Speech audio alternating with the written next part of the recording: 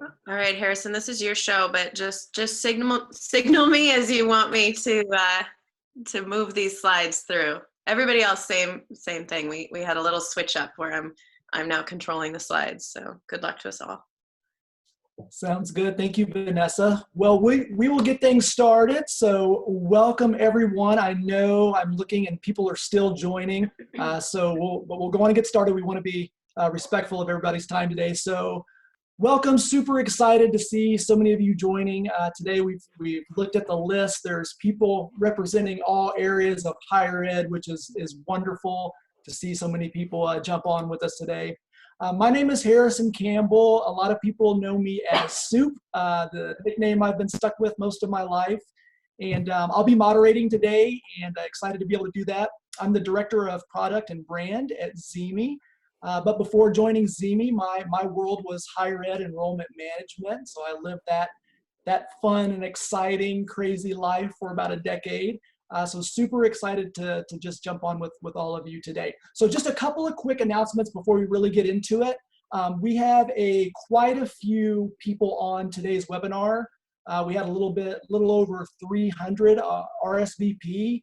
So with that many on, what we're going to do is once our rock star panelists start to present their information, we're going to just use the chat feature. So right here on the webinar, jump in that chat, ask questions, engage there, and then there's the Q&A function as well that can be used.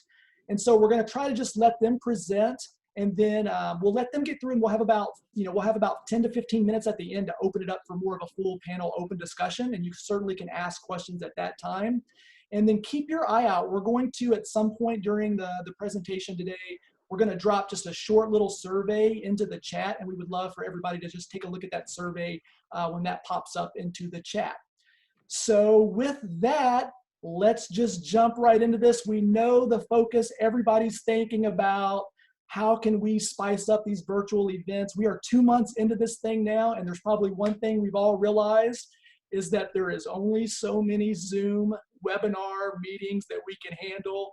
We are overwhelmed with it. And so we're trying to think of ways that we can really spice these things up, make them more engaging and interactive. So that's the whole focus today. And our panelists represent some amazing colleges and universities, and they're going to share some really cool examples of how they are doing that. But I wanted to start off, and SJ, if he's on, he's going to kill me for showing this screenshot. So SJ is one of my friends and colleagues out in the higher ed world. And he had this awesome tweet a few days back, and I think it sums up exactly what we're all feeling, and it kind of shows this problem that we're dealing with now. And he basically just said, are our students and their families becoming burned out with the video conferencing? Have we oversaturated? Are there any alternatives? My gut is that as we move into junior recruitment, we'll need to pivot. Thoughts? And I think that's how many of us are feeling right now. Like we've got to find some other way to build this type of exciting and fun engagement. So Vanessa, hit that first. We're going to take a look at a couple of these problems that we're experiencing.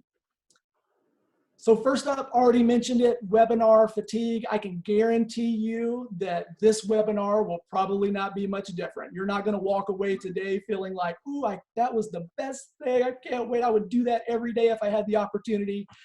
We have all experienced the webinar fatigue. Our students have definitely experienced the webinar fatigue.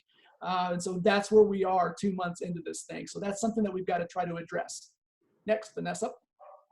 So one of the things that that's a limitation of many of the platforms that we've been using, where we've been doing webinars or these kind of just live kind of chat type platforms and services, is that you're kind of limited to scheduled times. And so you schedule a Zoom webinar, and then you send out an invite, and you hope that audience will sign up for it and attend. And that's kind of a limitation. You'll never get, kind of all the eyes on the content, on the information that you want them to see. So that's something that we're going to try to address in today's session. Building friendships. I cannot stress this enough. In a second, I'm going to show you a slide that better illustrates this. What we've been discovering is, with all of the tools we've been using, the key thing we're missing out on is, are our prospective students, incoming students, are they just connecting with each other? Are they building amazing friendships? Are they waking up every day telling each other good morning and then wanting to start chatting with each other all day? And that's something that we've been missing with a lot of the tools that we've been using. And so I think that's kind of the key ingredient. And one of the things that we're going to stress today is building friendships. Mobile versus computer. I think that's a big issue to think about. A lot of the webinars, a lot of the things that we're doing are a little bit more dependent on sitting in front of a desktop or a laptop, a computer. We know our young people have that phone attached to their hand. So I think we want to look at, are there ways, are there advantages to being able to connect with them, connect them to each other with that device in their hand, and not be dependent upon having to get in front of a computer. So that's something that we'll take a little bit of a look at. Repurposing content. Luckily we'll do the recording of this webinar today, but let's be honest, most of you aren't going to come back and watch this whole thing. So when we talk webinars and we talk about providing information that way, we like to think that all of our students are going to just keep coming back and watching that webinar over and over again, but it's just not realistic. So that's always kind of an issue there as well. And then finally, we get to what we're going to be talking about, and that's this whole idea of, is there a better way to do it? Is there a better strategy? Is there something else that we can be leveraging? So the next slide. Okay, so if you can kind of see this picture behind the blue gradient there, this was, I don't know how many, over a decade ago when I had hair. And this picture is me leading new student orientation, one of the groups at Indiana State University. And this picture really sums it up. How can we recreate that experience for students? That just excitement of connecting and building those friendships and playing games and that type of fun. How can we create that type of power, that type of community for all of our incoming students? And so that's what we're really going to take a look at today. And so without further ado, enough of me talking, let's take a look at the panelists that are going to be sharing all this great content with all of you today. All right, so real quick, we're going to have Nicole Focaretto. She's the Vice President of Enrollment at Washington and Jefferson. We've got Kate Bumhofer, who's the Program Manager of Events at the University of Cincinnati. Todd Coleman, many of you probably know Todd, Assistant VP of Admissions at Jacksonville University. Carissa Lee, Undergraduate Admissions Marketing Manager at Biola University. And Kayla Rabich, Marketing Specialist for Undergrad Admissions at William Jessup University. So without further ado, let's turn it over to Nicole. Thanks, Harrison. Hi, everybody. Good afternoon. Thanks for being here. It's exciting to be with all of you today, even though we're far apart, but things like ZME bring us together, which is so positive. I just want to give you just a brief history of my time at W&J. I joined Washington and Jefferson College in October 2018 as the Vice President for Enrollment. And we were not ZME partners at that time. So I got on a quick call, and by December, we launched our ZME community. And ultimately, the original idea was to help us with yield and to help us improve yield at W&J. And I can tell you that we're doing that. And some of the things that I'm about to talk to you about today are basically a result of a cohesive team working together. So it's not just me.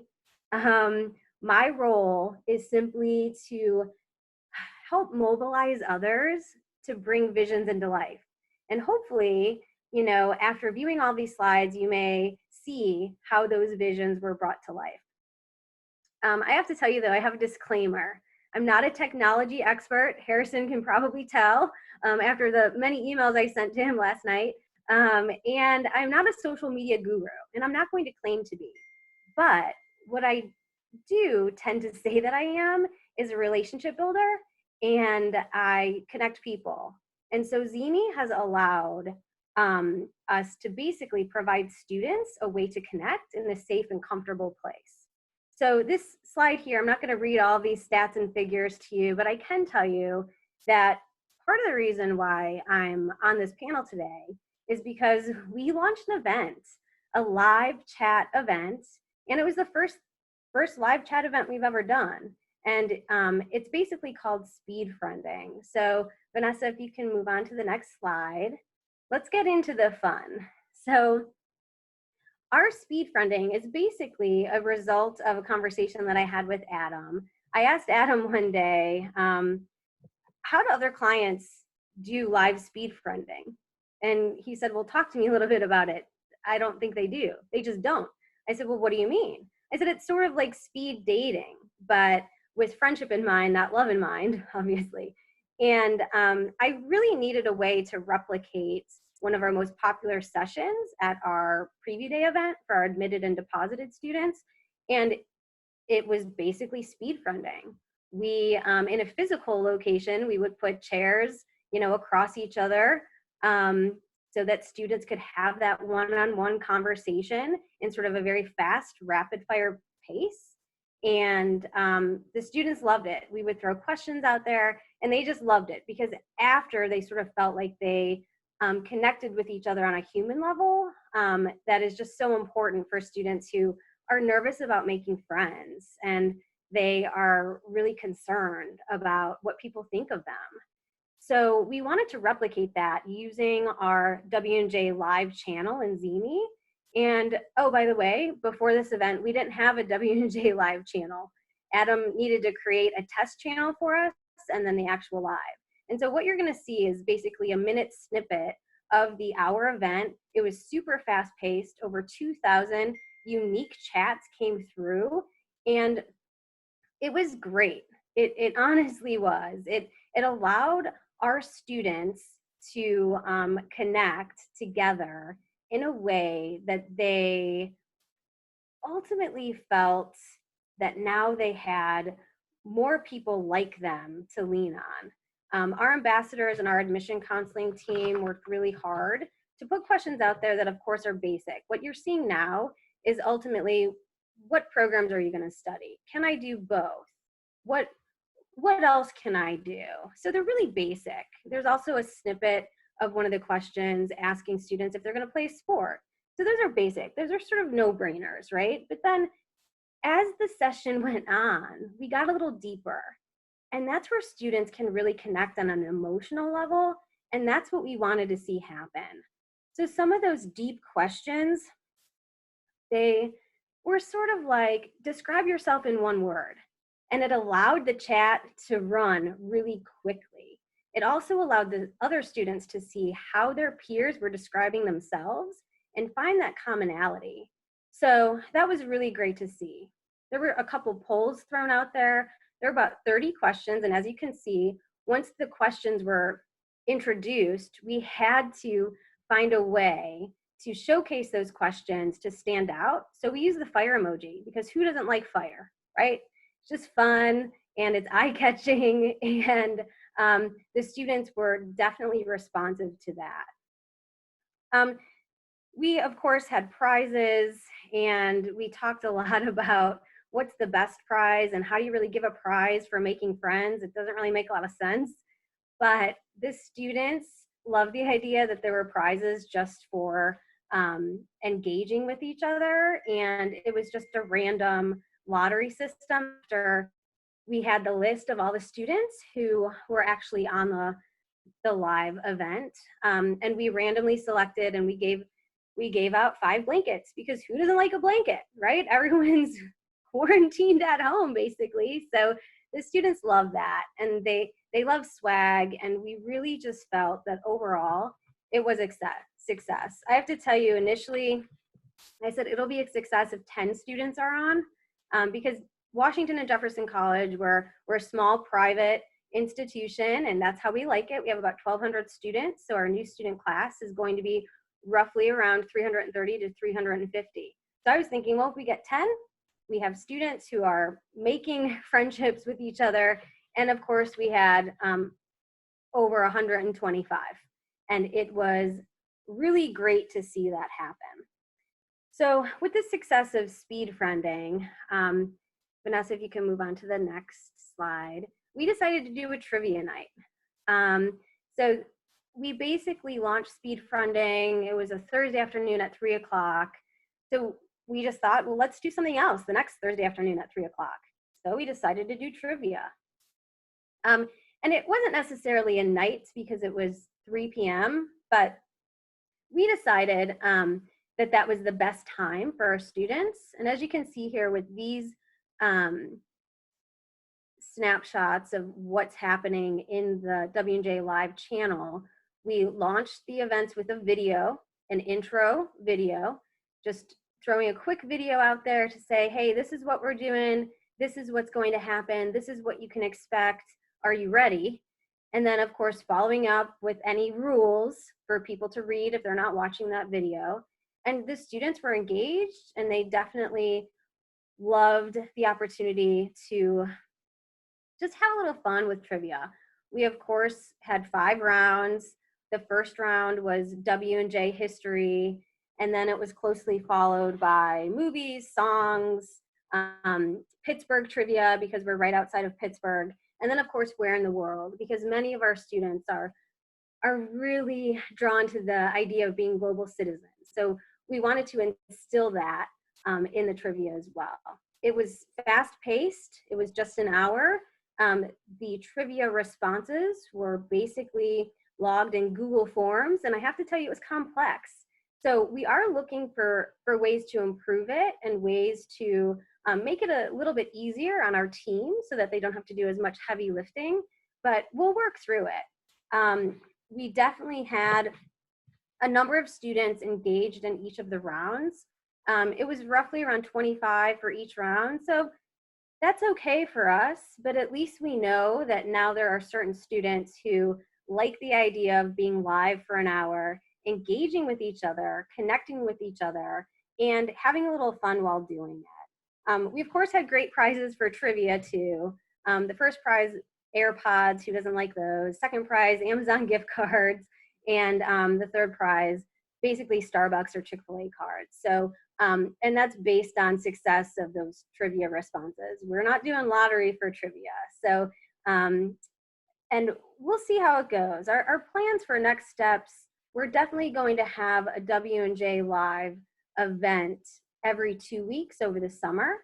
And we might alternate with speed friending or other things that we might want to try, but it's working, and it's allowing the students to connect, make friends, chat with each other, and that's really what we want to do. So I had to share some other fun things with you that we're doing. So I have one more slide, and these are just other ways that we're thriving together. We, of course, made some TikToks, and they're there. They're going to play slowly. But we also launched a virtual President's Preview Day using a Slate portal, and it was pretty quick, pretty fast to launch. We incorporated over 50 W&J community members to create video content for 20 different videos in 5 days, and it was really great to see that teamwork and really the sense of solidarity and ultimately love for W&J. To see that happen at a pivotal point, that's what we wanted our students to experience too. So I couldn't be more excited to share with you that we had the first virtual event. It was a huge success. Over 200 people attended. It was great. One other thing that we're doing are personalized video email messages. And sometimes people may say, well, what's so great about, video messages? But it's the way at which we're doing it that makes it so great, because they really are personalized. They're individual. Our admission counselors are saying the student's name one at a time, launching that video directly to the admitted student or the deposited student, and it's been making a difference. And we didn't do this before the pandemic hit. We had plans to do it, and thanks to a friend that I have at DePaul, I ran into him at a conference, and he said, how are you using video? And I said, well, let's talk a little bit about that. So, and because of him, we were able to launch this video platform to embed video messages in our emails. And I can't stress enough, during a time like this, it's really important for us to lean on each other. Lean on others. Don't be afraid to have those conversations. I know quite often everyone's always talking about the competition, but we're in this together, and leave it up to the students to choose. Whatever they're comfortable with, they're going to choose. And don't be afraid to take some risks. Every now and then you've got to take risks in order to reap the rewards. So that's all I have for W&J. I'm pretty sure my colleague Kate from University of Cincinnati is next, and she's going to wow you. All right, well, I don't know if I can guarantee a ton of wowing, but I'll try. Thanks, Nicole. Yeah, my name is Kate Boomhofer. I am the program manager of events at University of Cincinnati. Obviously, that's looking a little different these days. So when our campus did close, it was myself, our campus visit coordinator, and our internal communications team that really started collaborating right away to figure out how we could, you know, offer the same type of in-person events online, of course, like we're all trying to do. If you're not familiar with University of Cincinnati, we are a large public university, the second largest in the state of Ohio.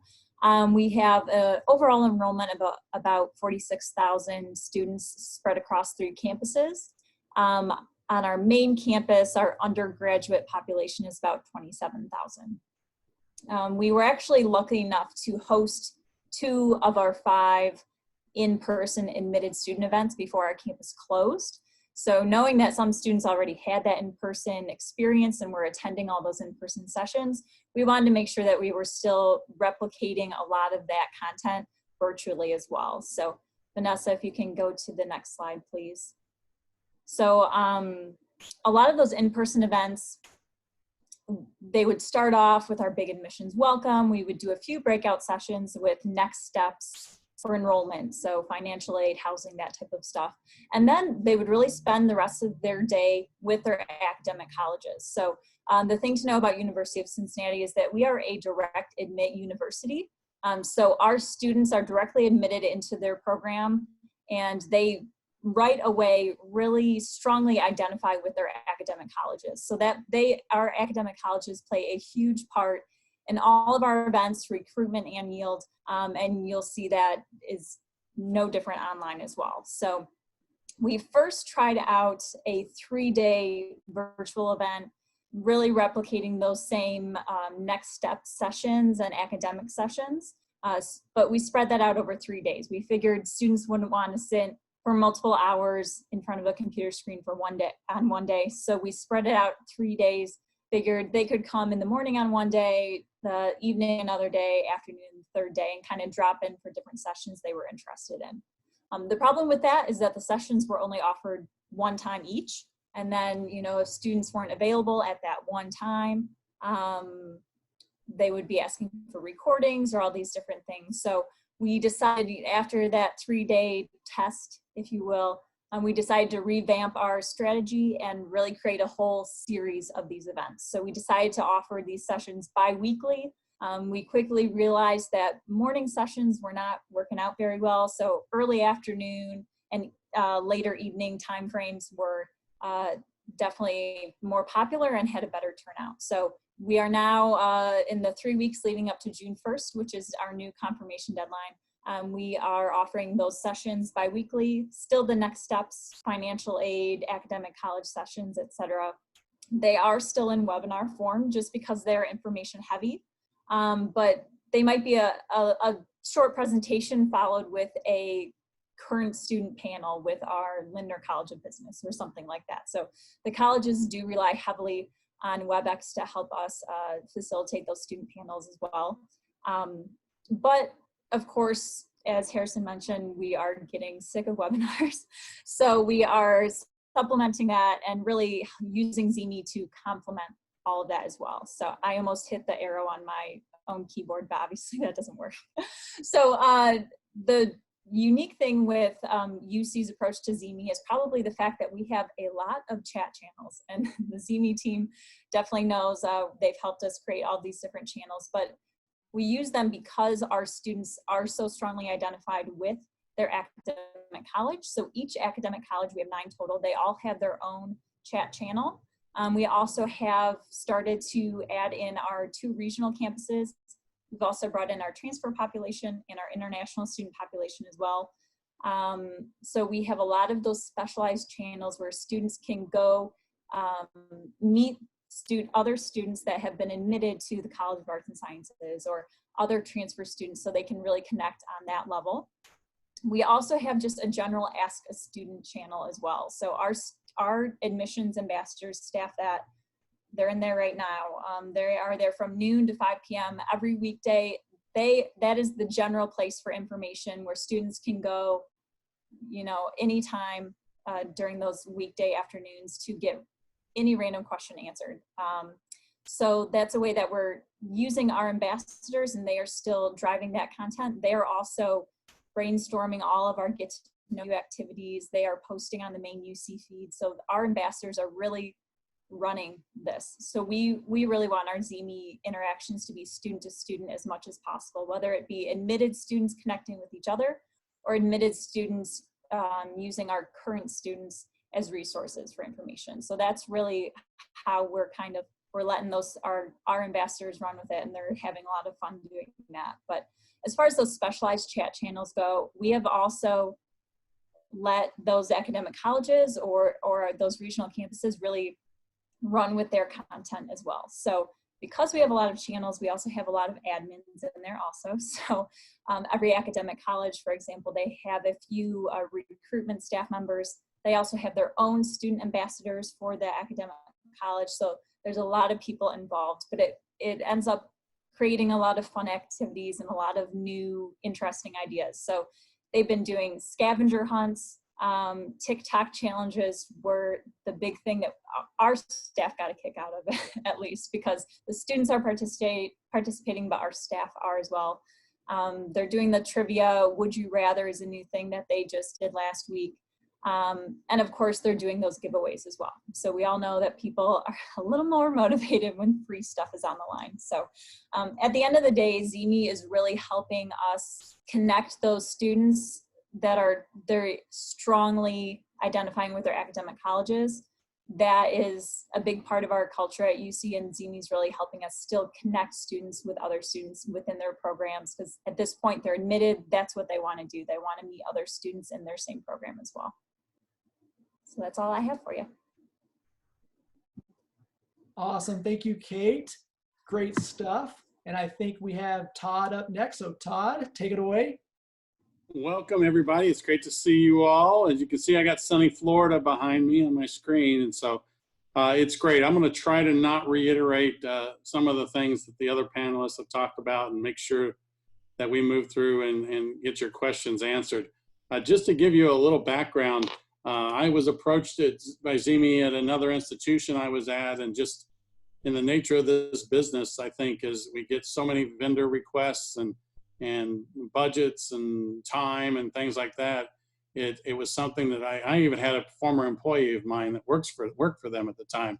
And it just was not something that I felt like at the time I was ready to do. And so when I moved to Jacksonville last July, they had already been in an arrangement with ZME. And so it was a great opportunity. And so, you know, as the new guy comes in and the staff is overwhelmed by all the new ideas, and half of them, they think, you know, God, the guy's crazy. They were all busy doing all the new stuff. And I was the guy getting into ZME and saying, man, we got a lot of people in here and there's some great information in here and we should be paying attention. And so, again, we're so busy, and I'm the new guy. And so I'm not going to just shove things down people's throats, but I suddenly am telling staff casually, you guys, we need to be paying attention to this. There's a lot of good stuff in here. Students are sharing stuff with them that I couldn't imagine people were sharing with each other. Phone numbers and Instagram, they're sharing their merit awards that they're all getting with each other. And so gradually over time, I'm starting to get a little traction, but still nothing until COVID hit. And just like all of you, we're scrambling. Are we still going to do our events or not? Are we going to cancel them? Are we going to still try to do them? What's the alternative? And I said, you know, there's thousands of kids in ZME. We should be using that and utilizing that in the beginning. And anybody who knows me, and I've got a couple of my former staff on the show today, know that I'm one to just get out and go and we'll figure out all the specifics later. And so within 3 or 4 days, and Vanessa, if you want to click to the next one, within 3 or 4 days, we were planning our events and doing stuff initially on ZME, trying to reach out, just much like Kate just talked about. The difference was I wanted to use ZME as a way for us to really use it as a focus group. We went in immediately and I posted questions to the ZME group. How do you want to be communicated? What medium are you using? Are you using Zoom? Are you using Microsoft Teams? Are you using Google Hangouts? And that's how we decided to go with Zoom, because overwhelmingly the students in ZME were saying, Zoom's easy, Zoom's what we want to use. Same type of thing. We started watching the patterns of the students on ZME. So we're using ambassadors as well, but we're paying our ambassadors to be on there at night. So they're not on during the day. They're on there from 7 to 11 at night. We're asking each ambassador to at least do an hour. And their job is just to spur conversation, ask questions. Not that some of them aren't on during the day, but the staff has been popping in and out during the day as well. We've done, as you can see, I don't know if Vanessa, if that plays or not, but we did the personalized answers from our staff. Sorry. Yeah, I'm working on it for you, Todd. This is awesome. Okay. You want me to play it? Yeah. Okay.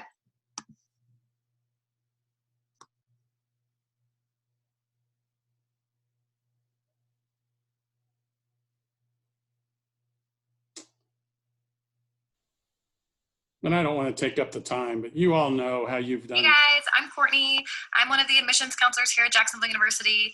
We are really excited to hop on here and chat with you today. I'm here, Kirsten. Love that. So it's just a little bit of a way for us to personalize this. I keep telling my staff, I've been doing this 35 years. I've been on the advancement side and on enrollment side. And we've got something on fundraising side that says people give to people, not to programs. And the reality of it is people connect with us because of who we are and our personalities. And we need to make sure that that gets out there through whatever medium it is, and through whether that's through ZME or whatever. So Vanessa, if you want to click to the next one. So we've been tracking, we track everything. We had a visit grant that we originally put into place to get people on campus to visit. And so if you visited our campus, you got $1,000. And so what we immediately did was transfer that over, that if you participated in one of our live events, either on ZME or Zoom or whatever, we were going to extend that visit grant to you all, to the students as well. So we immediately did that. Again, we used them as a focus group. Again, tried to get out and get involved in this as early as possible.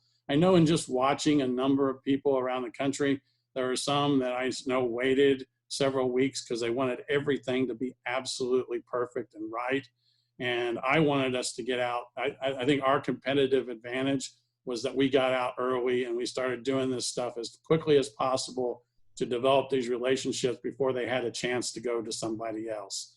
And so I think that was really important to me. Again, we're coding everything that we do, and we're coding all the ZME followers. So even what ZME can provide back to us as a partner is awesome, but we were going through and capturing names and things like that. So I could tell you right now that of our total number of deposits we have, that 35% of those have been actively, what we say actively involved in ZME, and about 50% have been involved in the community at some point in time. And so again, just a wide variety of different opportunities. And we've done a lot of little things. I know some people did big, massive admitted student days. We decided we wanted to hit this in a more individual kind of manner. So we did general admission sessions. We've done student panels. We've done parent sessions. We've done an orientation session to get kids excited about virtual orientation, student life, housing. So we've done about 45 to 50 different events during this last 10 weeks. And most of them are just like you. I mean, just the whole learning process we went through. You know, our first event we did on Zoom, that we advertised completely through Zeme. We bought the version that only let us have 200 people, and it got shut off because we had like 400 people wanting in. And so instead of canceling and saying, oh, we're going to try to do another one next week, we literally sent out an email at the very time telling all the people that couldn't get in, we're going to do this again in 15 more minutes. And we got all those 250 people back in for the second session. And so I just think it's important in this business that we be nimble. Our customers are nimble, who we're dealing with. And so whether that's being available at night or at 10:30 at night, or whether it's turning around and doing a session as quickly as possible, that's what I wanted to do, was be nimble. I think there might be one more slide. Again, we hired our student ambassadors. There's been a couple of mornings. I don't know how all of you engaged you are in this, but I am in this. And you know, your phone starts blowing up when the kids are in there. And so I've had to shut my phone off or cancel or whatever you call that, Adam, but basically shut it off because my phone is just buzzing all the time. But I'll wake up in the morning and I'll put a picture of donuts on Zeme, and the kids will go crazy. And they've titled me Mr. Todd. And so I promised all the Zeme kids, you know, once you come to campus, I'm going to actually buy real donuts, and I want you to come over to the building, and I want you to interact with the people that you have developed these relationships with. So I think it's been important too that we repurpose everything we're doing. So the stuff that we're producing for TikTok or Instagram, we're reproducing. In fact, we did what we call an Instagram takeover today. So one of my staff is on Instagram all day posting content, and they take that content and now are putting it on Zeme. So whatever it's content that you're creating in other mediums, it's just as easy to repurpose that content. And so I think the last thing that Vanessa's going to have is just a slide. We put this into every one of our virtual presentations. This is on our info session when people actually come to campus to visit. We're doing everything we can to drive people to Zeme community, because we just think that as we continue to grow our relationship building, it's just going to be it already is a critical part of our relationship building, and we think it's going to be more critical, and most of it's organic. I mean, we're certainly in there. I go in, somebody posted a question earlier, you know, it's fun. It's a party some nights, and sometimes it gets a little out of hand. So yeah, there's been a couple of nights where my staff or a student will email me and say, hey, Todd, I think it's time for you to just pop in there. So I'll pop in and I'll send a private message to the student that maybe is getting a little out of hand and just saying, hey man, can you help me out? Can you tone it down a little bit? We want this to be a respectful area, and it seems to work. You know, my staff has been very cautious about, man, you got to be careful. I don't want old people in there, and you're definitely old. And you know what? I've done it in a way that that I think I haven't been obtrusive, and I've developed this nickname of Mr. Todd. So you know, it must not be all bad. So again, it's been a great medium for us to use, and I can't imagine it's not going to even become more valuable to us. So thanks, everybody. I can confirm students absolutely love Todd on Zeme. That is a fact. Thank you, Todd. Great information. Next up, let's turn it over to Carissa at Biola. Yeah, my name is Carissa, and I am the marketing manager at Biola University for traditional undergraduate admissions. And with Zeme's help, we have a growing virtual community where our students are creating their own meet and greets. I saw on our general chat that there was a student saying he'd create a Zoom session if 15 students said yes to the poll in the chat. I've seen students share Animal Crossing friend codes and connecting even now during quarantine. And when the quarantine happened, work and studies went remote overnight. The future was unknown, and Zeme was the first place we started seeing what our prospective students were actually feeling. Some even questioning if they should make a college decision at all. So we regrouped. We knew our students had new pain points. They were feeling lonely, bored, stressed, disappointed that they missed out on their senior year, and stuck in time. And from a marketing perspective, we had an opportunity to address new problems and create new content and places to meet students where they were at. We wanted to help students get connected to one another and provide hope that this too shall pass and that the next chapter was something to look forward to. Our Admitted Student Day event was canceled, and with all of this in mind, my copywriter came up with the tone of our stance at this time. We refuse to miss our chance to celebrate you. And Admitted Student Week was born. And we even repositioned our 5,000 acceptance videos where we name out our students' name and state and major if we can as a reminder, and we emailed it to them and really showed them that we wanted to continue the celebration at Admitted Student Week. But we wanted to create a brand new thing. So with our prospective students being digital natives, we knew we needed to step up our game virtually. We wanted this to feel like a cohesive event across multiple platforms with engagement at multiple places for multiple purposes. First, it was exclusive. We built a brand new exclusive event website just for registrants with the schedule and other resources. And during the event, we sent day of emails with the Zoom links and included exclusive extra content designed specifically for our students, by our students, to address where they were at even during quarantine. So we had Corn Tips from our student ambassadors, a spin-off YouTube series with content on organizing your school day at home, a Biola-inspired smoothie recipe, and even an embroidery, which apparently is very cool, embroidery and painting tutorial to stay creative during this time. All this to make sure our students knew we were with them and we would be with them through this time. Our Zoom sessions were shorter, with 2 or 3 of them a day, about 45 minutes, and they were primarily led by our student ambassadors. We didn't want them just to go from webinar to webinar where they were being talked at. And the sessions were intentional, with a theme woven throughout every day. So Monday was real talk, talking about things like financial aid. Tuesday was Living All as One, where our prospective students got a glimpse into our Biola culture.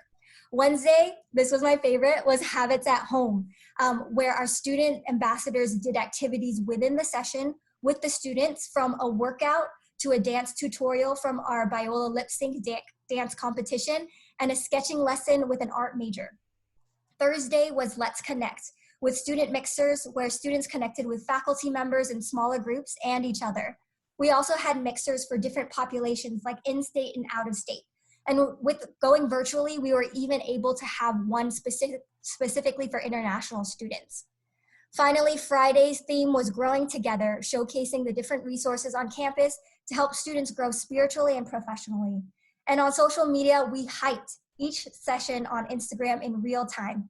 We teased the day's exclusive content and asked a different icebreaker question on our ZME general and accepted chat. On the general chat, we asked more surfacey questions like, would you rather a duck-sized horse or a horse-sized duck as a pet? With more personal questions on the accepted chat so that they could get to know the cohort that they could potentially spend their college years with. And of course, in the typical ZME chat fashion, the students started asking their own questions to each other, which was exactly what we wanted. And with a monumental effort across multiple departments to ideate, create, market, and execute a brand new type of event in less than 1 month, we were able to host over 500 student registrants throughout the week, along with their parents. It was a lot of work, but it was worth it. And one student said, just thank you for setting this up. Coming from having basically lost my senior year and my plans to visit the school during my spring break, it was awesome to be able to connect with the community, meet people, and grow in my understanding of a community I cannot wait to join in the fall. Thanks. Awesome, awesome quote. Love it, Carissa. So much good stuff. Thank you for sharing all of that. And now we're going to get Kayla to jump in. Yes, hello everybody. Carissa, I think I'd have to say a duck-sized horse, now that I'm thinking about it. Yes, so I am Kayla Rabbage. I am from William Jessup University. We are a small private 4-year Christian university over in Rocklin, California, so that's near Sacramento. And we have been a partner of ZME's for about 2 years now. And this last year, we really got the chance to see it through a full cycle, and I'm really excited to see what comes of it from the fall. But even last year, not having the students on there for an entire cycle, they still became super close friends, and now even have this text message that they still talk to each other in, kind of like a zine club, and they've gotten together a couple times too. So we're really hoping to do more things like that and carry that over into the fall, like Todd said, you know, having them get together in person when we finally can. So today I'm going to tell you about 2 different events that we have tried during this quarantine season. 2 very different, to different audiences and successful in their own way. And on this slide, it does reference the zine one, which we did include a scavenger hunt for, and I will get to that. But we had over 3,000 messages in that chat. The event was just one day, basically in just one chat room. And so as you can imagine, it was very fast paced, a little bit stressful, but the good kind of stress, where it was super exciting and engaging, which I think is exactly what students are like really craving right now. So if you go to the next slide, Vanessa. So the first that we had to kind of quickly scrap together, as all of you did too, was our virtual preview day, because we had our preview day coming up end of March, just after the quarantine happened. And so we said, okay, let's take what we had planned with these 2 student MCs that you can see there. They're wonderful, by the way.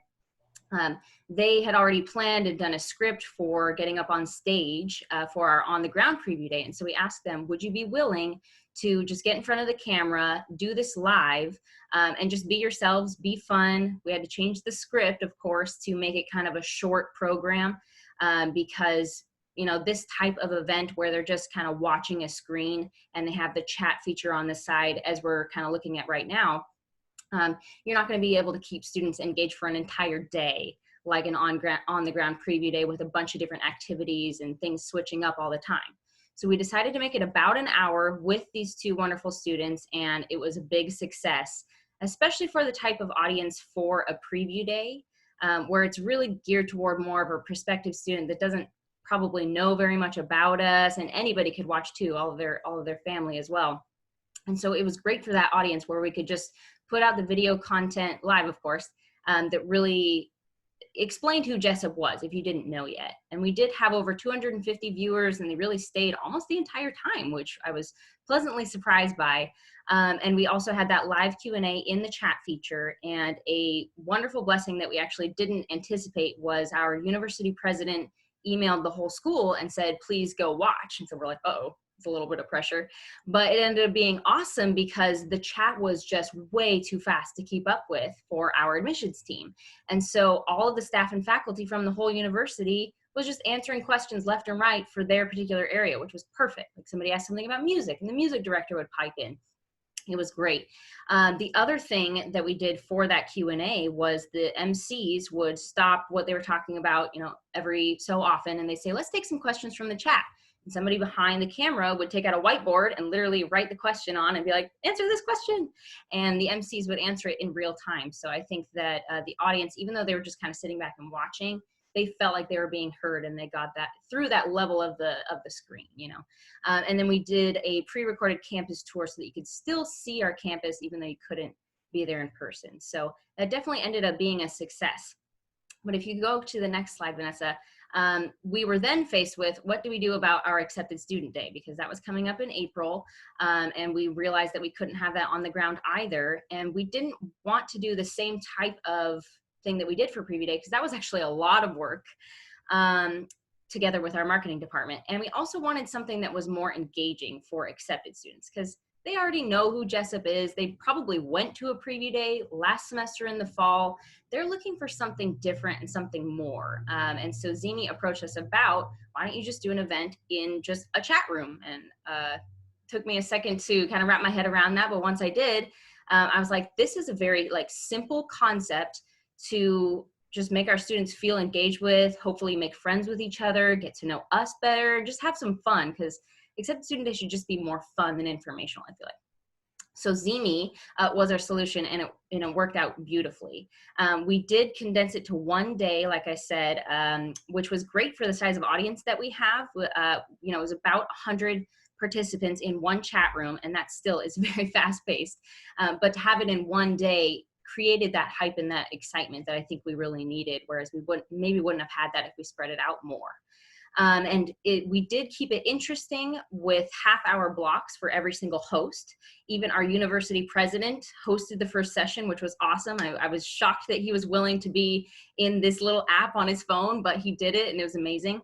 We also had our professors host, and financial aid and advising, and student ambassadors, which was one of their favorite sessions, which is probably not a big surprise.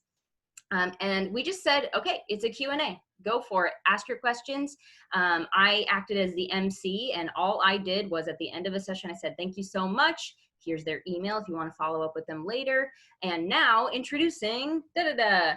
And they just started firing questions away almost the entire time. I would have thought that they would kind of be bored of that by 2 p.m. when they started at 10, but it did not feel boring for 1 second. They were asking questions the entire time.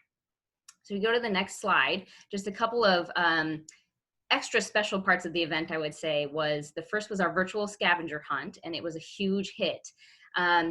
We always have a scavenger hunt for our accepted student day, and obviously the traditional way is go find a flag at our coffee shop and take a picture with your team, or clues to find this place, but we couldn't do that, obviously.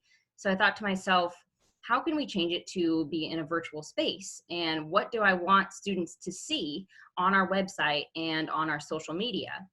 What do I want them to go find? And so I created questions that were just matter of fact, but that it took maybe a couple of clicks to find, but with a team of 4, not too hard, and they could do it in a half hour. So that was kind of the goal. So the questions were things like, how many U.S. News and World Report awards do we have? How many sports teams do we have? When was Jessup founded? What is our Instagram handle? Because I wanted them to follow us. And they had a fantastic time together, super fast-paced and stressful. The only thing that I would do differently is give them a little bit more time on this. I did just give them a half hour and said, if you don't get your answers in time, they don't count anymore. So if I had given them more time, they could have relaxed a little bit maybe and gotten to know each other a little bit better, because competition and a team is one of the best ways to make friends. So I would definitely do it again, and I would give them a little bit more space to relax in it. Next slide, please. And one of the questions was create a team photo. And I was just picturing, like the Brady Bunch or like a Zoom call, just everybody's faces together, but they went above and beyond, as you can tell. They put their faces in Times Square. So fantastic. I bet you're not surprised that was the winners. Another fun thing that we did was, instead of saying, go have lunch by yourself, we made lunch hour an optional Google Meet video chat with students of their majors. So we just created more chat rooms, and we said, here's the link, go talk to each other in videos. And the students that did that, they said they absolutely loved it, because they got a little taste of what it's like for an on-the-ground event to actually make friends and talk one-on-one. So even though it was an optional, just casual, relaxing thing, they loved it. Next slide, please. And then to end the day, we did a giveaway, just like somebody else mentioned. We gave away Apple AirPods.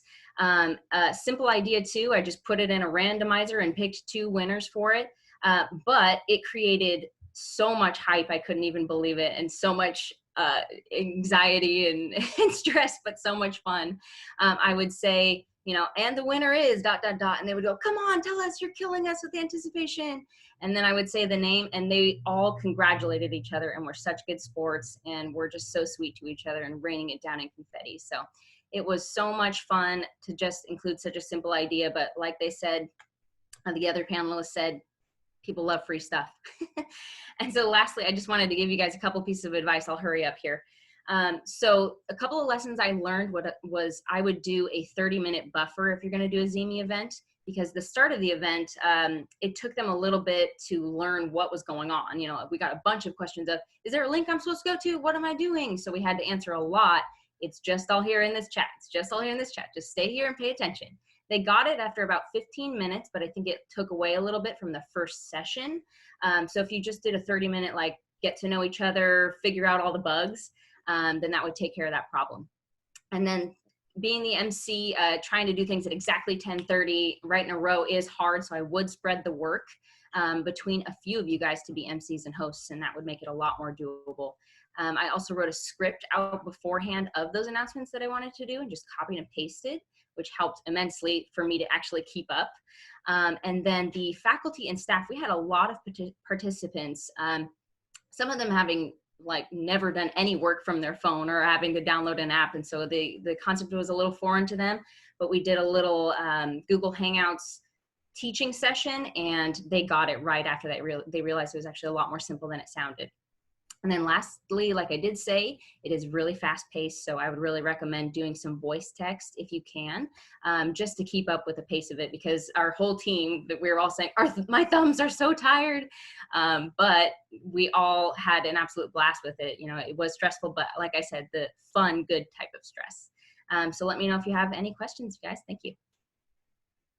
Awesome. Awesome. Thank you so much, Kayla. All of the panelists, just wonderful information. We've still got some time here and there are still a ton of people on the webinar. So real quick, just a couple of things. We did drop a link, a very short little form survey to see what you thought about today's webinar presentation. So if you could fill that out quickly, that would be great. And then also we'll just kind of open it up. So if you've got a question specifically for one of the panelists, you can drop it into chat. I'll try to relay that to them, or we're all looking at the chat. I know Kayla actually one of the ones that was just right there as you were finishing up was maybe just a little bit more detail about the scavenger hunt.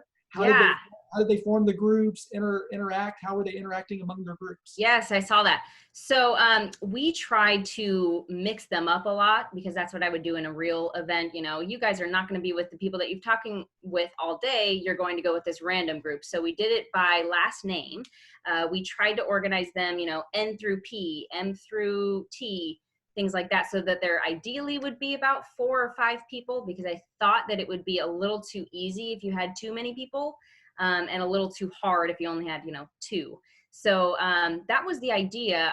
I think though, if we were to do it again, we tried to get them to go to too many different chat rooms. So we had them go into the main one and then into their alphabet one and then into their major one for lunch and then back into the regular one.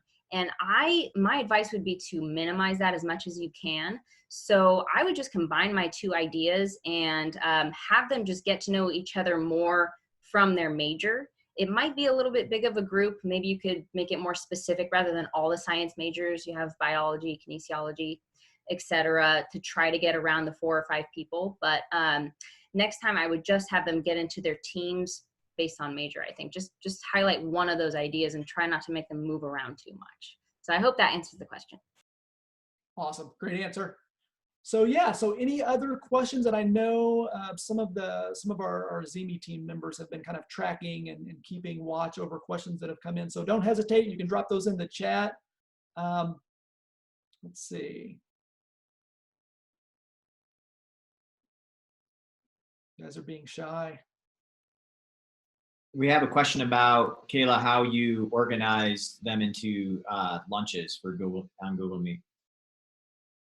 Yeah, so similar to the, you know, alphabet idea, I just said, okay, go find the chat group outside of this that is for your major. So we did science majors, humanities majors, education, business, and then I just put the link. We use Google a lot at Jessup, so I just used the Google Meet link and just posted it in that chat, just so that everybody wouldn't see each other's links, I guess was the idea. And then they would click on that link and just chat with each other without me. So as long as you make that link public, then that does work. Awesome.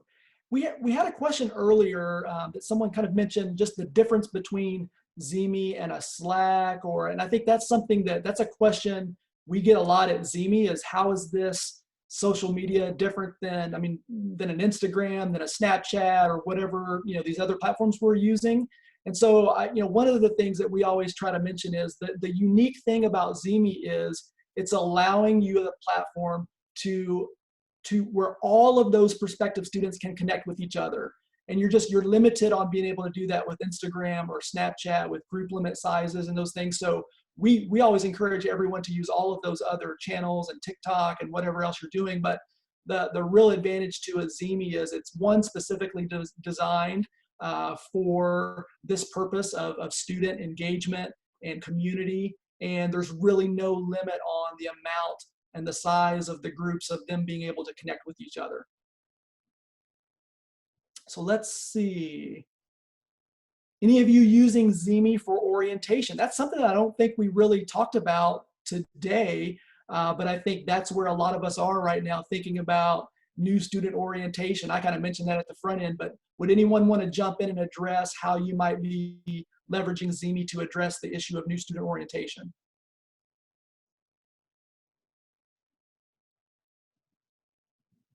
I can jump in there since we've got a lot of partners using Zimi for orientation. So we've got a whole bunch who are planning them right now. And so they're going to be these, some are like single day events. Some are using Zimi to supplement other things like webinars and things like that and have a lot of the conversations going.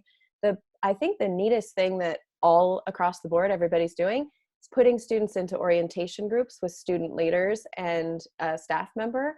And so those orientation groups are getting created now. The students are joining and they are on fire. And so that's what's, I think, the sort of secret sauce of including Zimi is that social component where those students are really starting to get to know each other, they're bonding, and then they're ready to kind of go through the orientation programming together. So we have some partners who are doing all their programming in Zimi, some who are supplementing with Zimi, but the social component all lives in Zimi, which has been really exciting.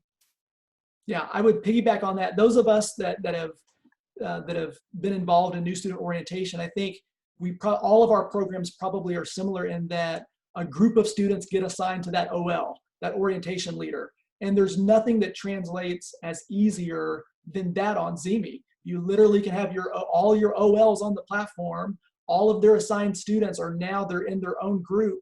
And every single day, 24/7, they're engaging with each other, they're chatting, they're playing games, they're interacting, they're building those bonds and those relationships. And so, yeah, so that's one of the simplest ways on Zimi that you could facilitate orientation is just in the simplest form of the orientation groups.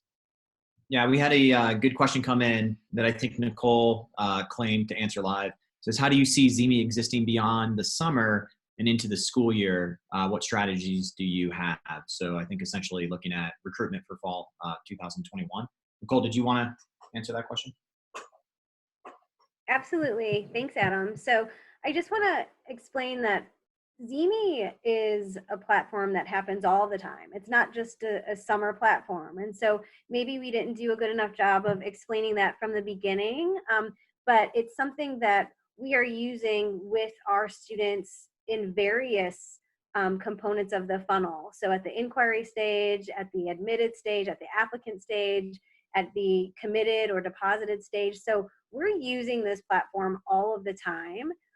It's just really important for us as individuals who want to make sure that students are connecting with each other to use the platform that we have in a way that is innovative and new. And so that's really the whole idea of sharing our ideas with you today, to let you know that we are evolving as our students are telling us what it is that they're looking for and what it is that they want. So Zimi can be used year round. It's not just a summer thing. Right, and I would piggyback off that as well. When we originally launched, we had our tour guides recording the 60-second videos in feed. And a group of students was actually on an in-person tour with them at the time and asked them, hey, do I know you from somewhere? And then they realized it was because it was from Zimi. And after doing the whole tour together, like all of the other prospective students in the group actually said, actually, I'm on Zimi too. And they connected there, and they said that they were told starting their freshman year of high school to download the app from their high school to follow the different colleges. And so immediately when I heard that as like a antidote or whatever, story, I knew that this was a long-term investment, that our students could be here for about like 4 years and get to know each other. I mentioned we are coding it all into the system, so we're sending it over to advancement in the alumni office that they will be able to utilize to possibly do alumni gatherings in the future once people graduate if they were an active member of ZME, that would be a great way to continue to keep them integrated after they graduate or even while they're still in school. So.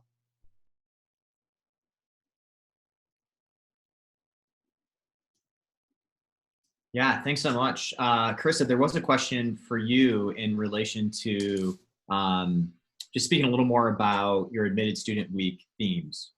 If you could elaborate. Yeah, so originally our events team came up with like a bare bones skeleton of the kind of sessions that we wanted.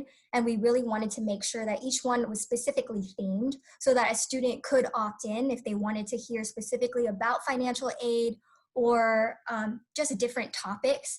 And so from that, our marketing team thought through how can we make sure that this is conveyed to the student that we are providing different types of content throughout the week.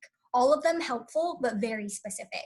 So that's when my copywriter really thought through the bare bones skeleton that the events team gave us and created those different themed days to make sure we're walking alongside the prospective student, almost like a thought process of starting with a real talk of like, this is really hard right now, but we're with you. And we want to be very upfront of how the quarantine is changing everything from financial aid to even like students could be taking a gap year now, and just being really honest with them there throughout the week to Wednesday, a really fun day of we want to do stuff together and we want to connect, to Friday of let's connect and let's see what resources we have that will get us through the quarantine as well as after. So really trying to make sure that we are honing that content to address the difficult things, be honest, and walking through the quarantine to the next chapter.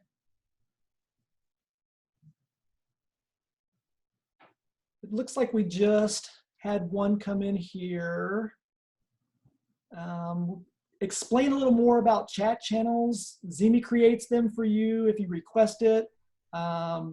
It's really much, wait, no. That's Kayla responding. Look at me, I'm already way off here. Did we get the one, Kayla, did we get the one about how organizing the Google Meet lunch hour? Did we tackle that one? What am I doing? Yes, tackled. Seriously? Why even have me on here at this point? So, hey, it looks like, I mean, I know we're a little over time. We're over the hour, and we're certainly, we know everyone has busy lives and things to do. So we don't want to keep you on. One, just thank you everyone that's still on, that attended. Certainly you're more than welcome to follow up with any of us. We will send a follow-up email. We'll provide you contact information for each of the panelists. So don't feel like you've got to try to search and find them. We'll make sure you've got access to them. I know they would be more than happy to answer any of your questions. So we'll get you that information and we'll follow up. We'll make sure you've got the recording if you need that as well. But again, thank you for participating. Thank you for being with us. We know these webinars, they're only so engaging, but I think this one was pretty cool. And again, if you didn't have a chance yet, please jump in the chat and submit that short little form so we can collect just a little bit of information there. And so just want to tell everyone at this point, thank you for joining, and we'll see you next time. So thanks. And a huge thank you to this awesome panel. Yes. This was great. So much fun to hear what everybody's doing. So thank you, everybody. Awesome work. Thanks, everyone. Thanks. Bye, everybody. Everybody. Take care.